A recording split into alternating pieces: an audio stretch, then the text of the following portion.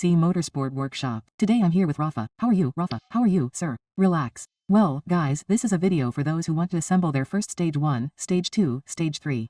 And, of course, anyone who needs maintenance can come here at FMC, here in Sao Paulo, in the Morumbi neighborhood, but I'll have to come, Sonia. Anyone who needs it can call us here. Well, let's go. We're going to talk now about Stage 1, Stage 2 and Stage 3 for 3rd generation E88 engines. This video is more suitable for the 3rd generation, but they also service 2nd generation and 1st generation engines, okay guys? So, Rafa will start here by explaining to you what parts you need and how much power you can get with the FMC maps. Well, guys, let's start with the most basic preparation, which would be a Stage 1. Stage 1, we can achieve a result here in the 3rd generation ZA88. It is 265 to 270 horsepower. And what is necessary for us to do a Stage 1 preparation is the first car is 100% in order, overhauled, right? And in terms of performance, a filter in the box, that's already a good start. And the reprogramming of the ECU. That's the basics for us to have a Stage 1. Also remembering that, as he pointed out, it is important that you do stages 1, 2 or 3, what do you have to look at?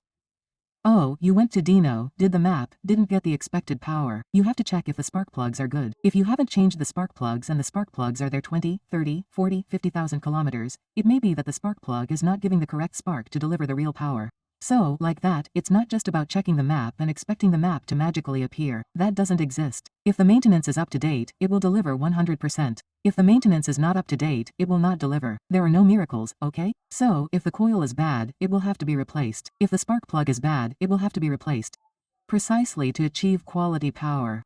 Quality power only comes with quality parts and quality maintenance, okay guys? Now he will explain to you the issue of Stage 2.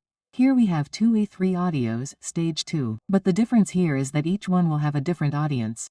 Here is the audience that wants a Stage 2 car with regular gasoline, and here is an audience that wants to run on ethanol, okay?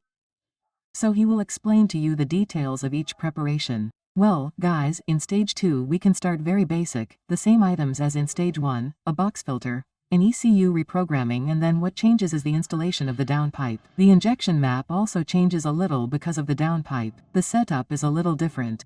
And we can do a basic Stage 2.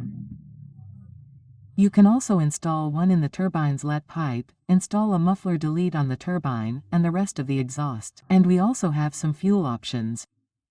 We can do a Stage 2 on regular gasoline, we can do a Stage 2 on podium gasoline, and we can do a Stage 2 on a mixture of ethanol and gasoline, an E63, for example.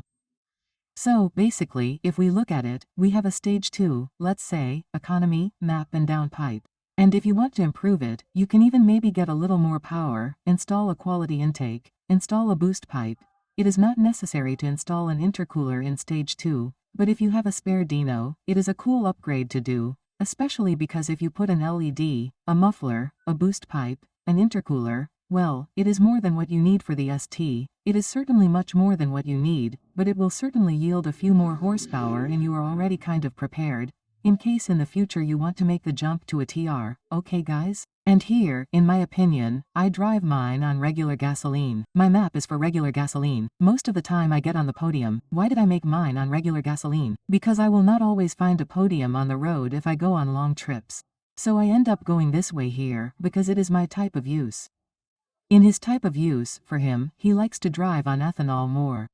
Explain to us a little bit the difference in gains between regular gasoline and ethanol, and also the benefits of one side and the other, right? What is beneficial and what is not? Well, guys, in Stage 2. Here, for example, in the nobleman's car, we have Stage 2 in regular gasoline. He was explaining how easy it is to fill up, right? You can find regular fuel at any gas station, and you get excellent power. Well, since Stage 2 produces about 290 horsepower in regular gasoline. And in the case of my car, we made a tweak to the E63. So, when I go to fill up at the gas station, I put in 50% gasoline and 50% ethanol. So, since regular gasoline has ethanol added, we have a proportion of 60% total ethanol in the fuel. In this case, we can get about 310 horsepower, which is a significant gain. We have some advantages. For example, it slightly reduces the tendency for the vehicle to carbonize. It doesn't work miracles, but it helps a little and we can abuse it a little, have a slightly more aggressive map. It will yield a little more, but for that we need to have the injectors in order, the fuel pump in order, especially an upgrade of the low-pressure fuel flute. We need to have the aluminum flute.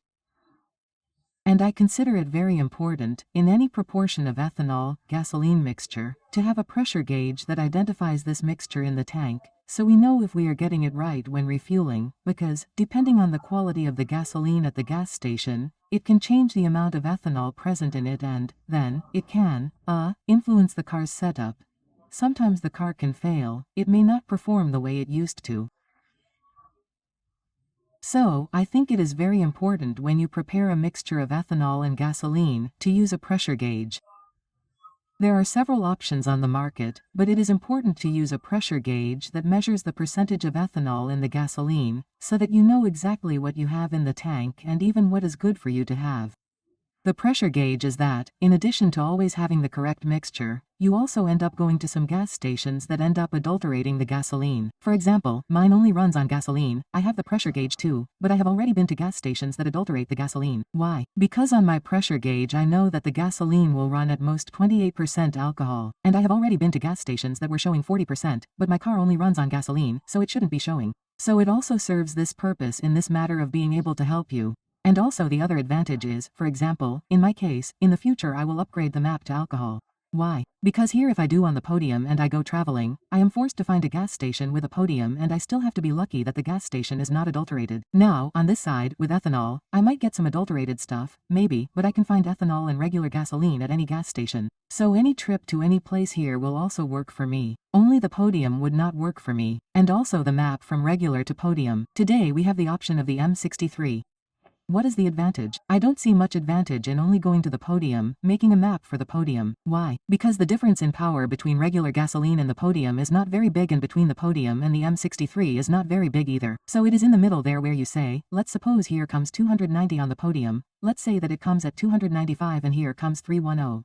Then you say, wow, for 5 horsepower I'd rather gain more power and go to this one here that is already in the E63.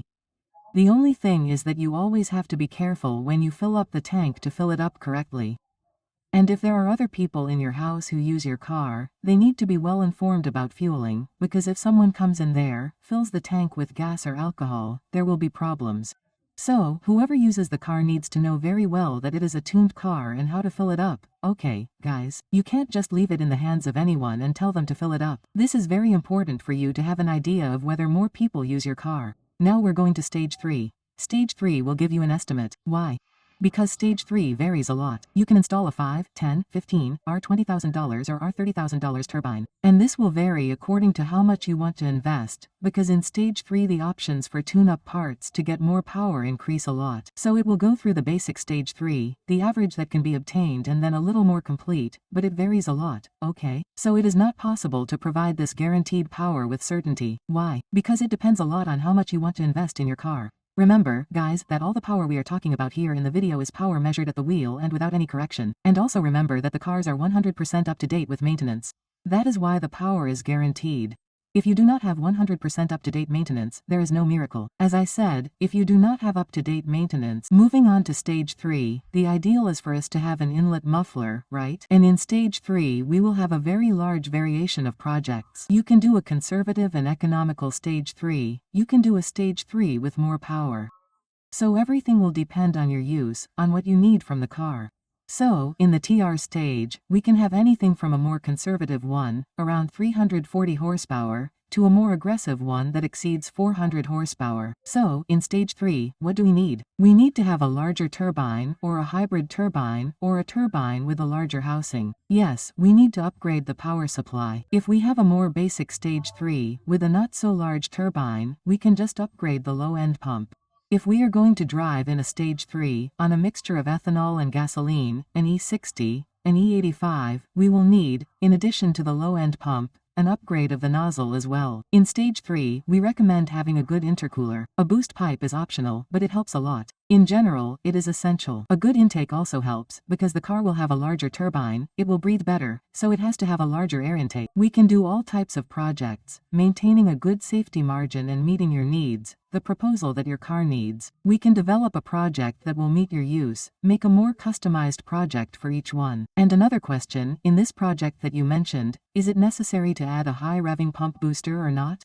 It is possible to do stage 3 without a high revving pump booster, but when we get close to 400 revolutions per minute, a little past 400 revolutions per minute, we will need a high revving pump booster as well to be able to have a good supply to sustain the power. And then, going from there, it is the same thing he mentioned, it depends a lot on how much you want to invest. If you say, hey, I want to invest only in a bigger turbine or intercooler, it won't reach 400 revolutions per minute, it will reach 400 revolutions per minute, it will have less power. Hey, I want to run on alcohol, I will be able to get a little more, just on gasoline, it will reduce a lot. So all of this has to be discussed. You have to go to the shop, bring your car, talk to him, tell him about your project, do the math, see which project will fit the power you want, okay? So it's easier for you to go there and say, hey, I want to get 400 horsepower. He'll put together a project with all the parts that will guarantee the durability of your engine for 400 horsepower. Well, I want to run with 350. He'll choose the turbine that will be most suitable for 350 and the parts that are really necessary, because it varies a lot. If a project has 350, maybe you don't need to reinforce the high revving pump, but if you want to reach 400, you will need it. So all of this has to be discussed. So you have to first choose a power so that he can put together the project for you, to reach the power you want with the parts necessary to maintain the durability of your engine.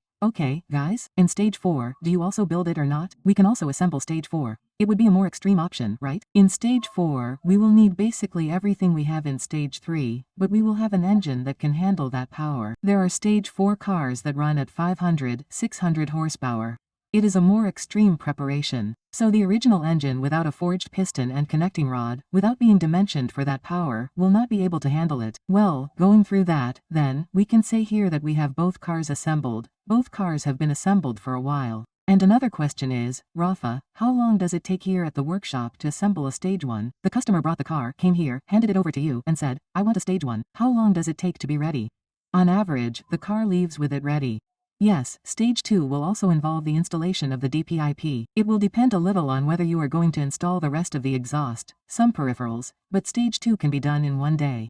Yes, stage 3 can be assembled in one day as well. Also, as long as you have all the parts on hand, but ideally you should consider at least 2 days, because in stage 3, since it is already a turbine, a customized turbine, right, the dimensions can vary a lot. We need to record some logs of the car, test it, because parameters can change from one project to another. But, in general, it is, having all the parts on hand, all the preparations up to stage 3 are very quick to be done. In other words, stages 1 and 2 are practically brought and left on the same day already accelerating, already with a smile on your face, with the highest power, and stage TR takes a little longer. Stage 4, there is definitely no way to deliver it quickly, you have to have a little more time because there is a lot that needs to be done, okay guys? So for those of you who just want to do maintenance that also needs it, there is no point in just accelerating without doing maintenance. Come here to the FMC workshop.